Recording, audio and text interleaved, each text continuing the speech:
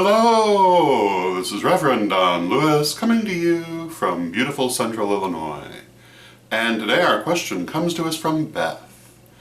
And Beth asks whether it is alright to experiment when it comes to magic. And she specifically references magical herbalism.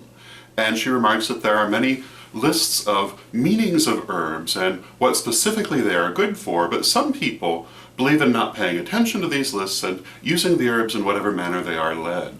And she would like to know my opinion on this. And my answer to this is that yes, experimentation is not only all right, but it really is rather important because it's the only way you're going to learn.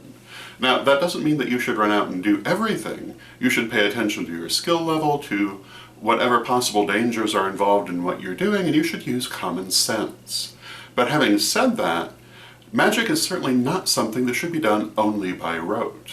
And when we're talking about herbalism, we want to bear in mind also that when it comes to herbal magic, you might be led to do something that nobody's ever done before, which might work perfectly well, because after all, they had to find out how to do it somehow. And they learned how to do it by trying.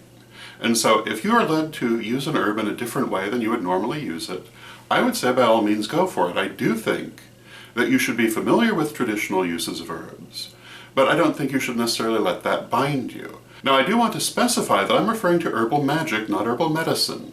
And I'm not talking about herbs that you would ingest. When it comes to herbs you would ingest, you should pay very close attention to traditional uses because some herbs are poisonous and you don't want to be eating those. So if you're led to eat a poisonous herb, don't follow that leading.